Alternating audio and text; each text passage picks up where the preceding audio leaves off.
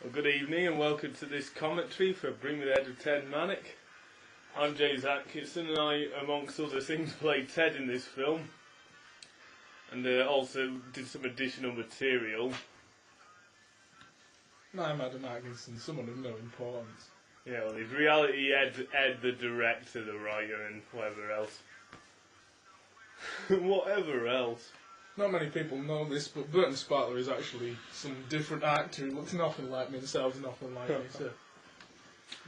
This is a song, because it's a feature, this sort of Michael Winner type opening, like if you see Big Sleep or Death Wish 3 is how they open, is by going in a car. Jack Dixon there showing that he's the third main character as Fred Howdy. The sole main character barely only appears for about 5 minutes before the half-hour mark. Stuart Dixon, probably one of the most gifted actors in the company. Yeah. This is going around the block where we live. It might be interesting to know that Ed and Ted actually just go round in a circle before they start the film. That father there. This car is actually no more at the moment. He's sat outside about ready to get scrapped. Yeah. The first car wasn't after you passed the growing test. My token credit. Eventually they said I want this sort of music in it. Normally these credits be at the end, but it's just to pad it out. That really. might be interesting to know that Matt Monroe, this song here, the lyrics and the composer's credits the wrong way round. Oh, are they? Victor P. Young wrote the... I didn't know that. No. That's Erwin Dennison, that's equivalent of Arnold Crust on the Michael Winner films, and whoever's credits edits on the Coen brothers, because they edit their own films and they credit somebody else as it. They're even a bit sad and wrote their own biography of this sort of man who does the editing for their films and they do it. This scene would have definitely benefited from having some blue screen in the background, but of course... Or at least having the camera mounted on the side of the car probably would have been better. It's better than blue screen, yes, Minister, because that is dire, isn't it? Yeah. Makes even Dad's Army blue and LaurelundHardy blue screen look believable. More suspicions on Ed's sexuality and the fact that he likes Hollyoaks. No, that's rubbish, sorry. Brief mention there of Ted reading World Soccer, Brian Glanville. Yeah. He's someone who's literally, like, if you said, he's literally someone that says, if somebody says something happened in 1945, he could say I was there, because I think, I read his book and he was literally born in the 20s, he's literally followed football virtually ever since, so he's someone really worth reading if you want to know about football, but... If you don't, he's not really worth reading at all. I'll tell you some... Yeah, so that's that shot taken from Fight Time. Ed and Ted meet Mr. Podgkin, actually. Oh, yeah. You might also notice that the car during that scene has not moved at all. Also might notice that Fred Howdy happens to drive the same car as Ed and Ted. Yeah. I was really disappointed with this stationary car there. I was really disappointed this awful sitcom beautifully coming of age had World Soccer and I suppose it's soon to get out of it. There's scripts on the roof of the car, Yeah, the Casey edited and the actual script. Oddly enough, looks like the written script, not the typed script, because there's sort of bends in it bizarrely. Yeah. Jack here is not... Stuart looking at the camera as if he doesn't really know what Jack's doing somehow. Jack's okay, but the problem is I have this trouble, I can't keep in his voice as such, because if you've seen Father of the Side, he does this Cornish voice and then never again. James Atkinson operating the camera there, which suggests the shoddiness, I suppose. Yeah. Jack blatantly holds his script, so if you notice... Well, it doesn't have to be the script, though, does it? No. Blatantly, that's why I keep lifting the camera and I'll try and cut the script out. There's your new Here's the purchase. only other vehicle. Now he's sat in the Fred Howdy's car again.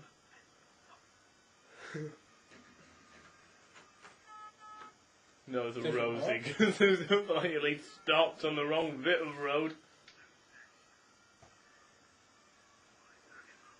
this cab driver's sort of based, if you've seen Fawn of a Side, well, you obviously haven't, I guess. And this character called Joe, the bus driver, Fawn of a Side, was dressed similar to this, wasn't he? This piece of filth we saw knew what can't call this filth, what is noise. This is a rare thing of me wearing glasses, because I don't actually like glasses, but I have to wear them when I'm driving. So. You probably guess.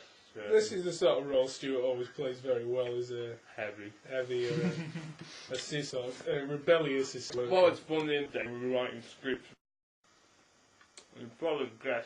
This is the sort of role Stewart always plays very well, as a heavy assistant, sort of a rebellious assistant, which is all the best double acts really work. Well, it's funny in the old days when we were writing scripts, we assumed Stewart the oldest, we'd give him more of the lines, but when he was struggling as a reader, we gave him less lines. Yeah. Look, Stewart, when we're writing, the thing is we play to the strengths of the actors now. Yeah. Which is different to how when you set off writing the films and what have you. Because I usually write Jack the more wordy parts and Stuart the more... that's quite a good joke, broken glass. More straight, physical. Physical, yeah. Like the best role, the role I think he was... What was that then? Jack doing a little jig or something? I don't know. The role James takes his glasses off to pretend to be a different character. I usually put the glasses on between scenes. He is probably my favourite scene in the whole film. Yeah. You've seen the outtakes, this is what Adam do the other These is where actually Jack outraged mayor types. And if you'll notice, the car is now apparently parked in the verge. Yeah, there's some load all in the background as well. Now here's my third role so far in this film. Yeah. As the policeman. Well, I do remember when we did these radio shows, we literally James Atkinson as Jim or someone, and Adam as everybody else. This was problematic to shoot this thing because Jack kept going over the top. Or there's how there's Stuart Corpse in the background. Well, that's what I like about these films, though. I never take them too seriously. No.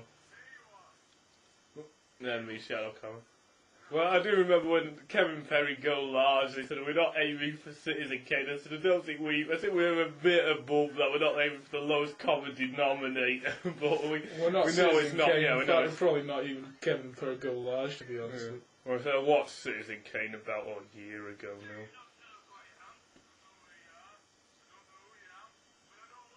now. Nice bright red tie. There's Adam saving a line, I think there.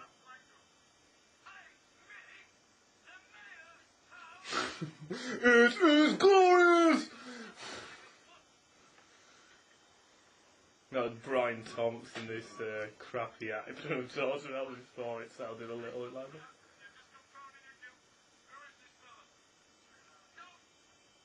that. Another thing, a rebellious servant. All them pigs are dead now, just to upset the children. Yeah. Anyway. As well. So we don't want to sound like cannibals.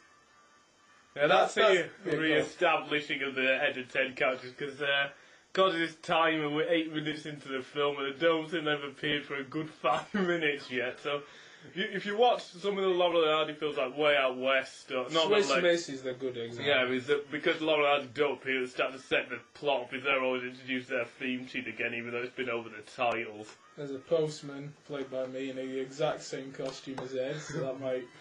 We don't have a big wardrobe. We're not like Roger off American Dad. You speak for yourself.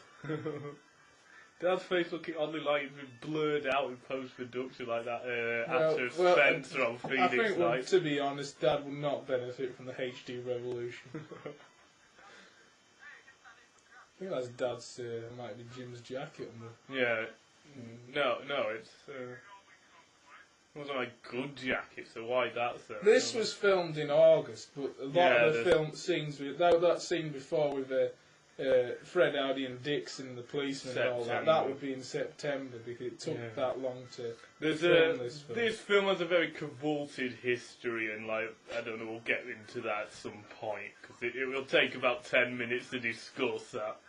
The music in the background can hear is Exactly Like You by Django Reinhardt.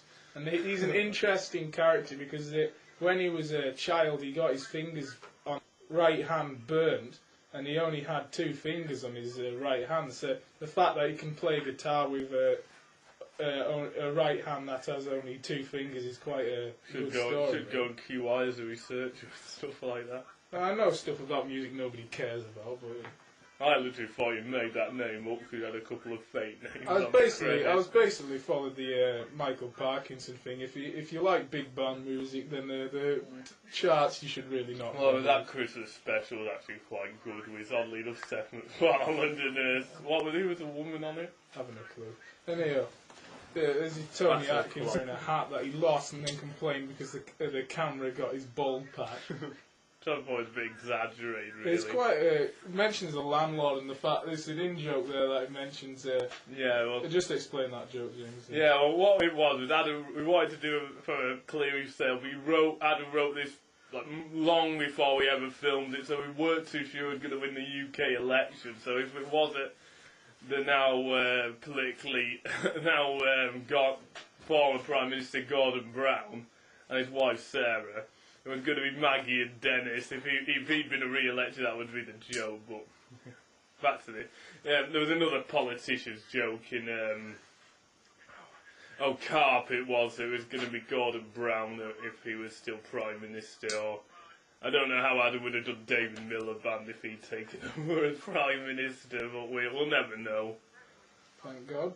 Back to the plot. As I was saying, there was an in-joke before the farmer here, played by Tony Atkinson, and we actually mentioned, did you know the landlord, do you know Ed and Ted's the landlord, because he is actually played by Tony Atkinson. Except for Beatniks, of course. He's replaced by Jack Dixon. This was the thing we had to refilm because of our PC Avery's. Yeah, I wouldn't mention that. That's a good lamb there. Spot that won me 3rd prize at the Oldest Nottingham Young Farmers Show. Which yeah, you won twice in that paper, weren't you? If you want to see that, actual rosette, you'd need to watch the Christmas special where Ben Holmes wearing it on his shirt. There's something where you won twice in the Westmoreland Gazette, one for your cattle show thing and one for selling handbags for a namesake. These scenes are taken from a what I would class as unofficial, but the film made the Mist in the Holler I always class as non-canon, basically because of the fact that we did very experimental films involving Jack and Stuart Reed's scripts and you know they weren't bad films by any necessary. They have aged well. Well, no, more the fact that I wouldn't have them show them for human consumption, if you get one. That Simon Spike Jones there. In the background, you read the brilliant Spike Jones, I would say, once played the xylophone with his penis. Really? Yes. Once, which might shock you, but it's true. Once, it's a Goodies commentary to mention I was big fans of it. I'd probably say that or the Adam West one were good commentary. The fact that Uwe Ball was a good, we've never seen. This most definitely isn't one.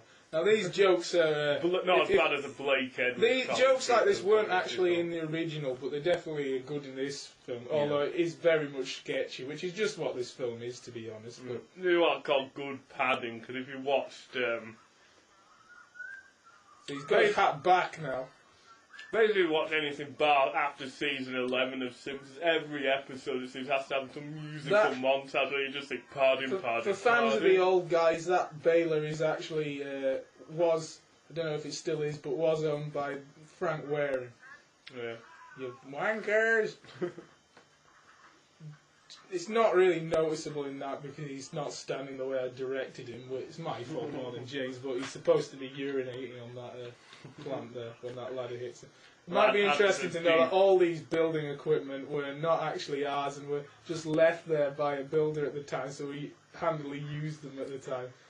By the time when Jack and Stuart came down to film their scenes, all this stuff had gone. Poor old David Farry is actually suffering from Parkinson's disease at the moment. What you might notice in the background is some stuff, and it was actually... There's Jet the dog. It was actually set up in a sort of layer type thing, and we were half thinking, right, some extra material to include, but we never got round to it. What do you mean by that? When it was that support thing with Mum was on, remember? Oh, right, I see. You mean we were going to use some jokes with some scaffolding? Yeah, that was a scaffolding. This is a good scene that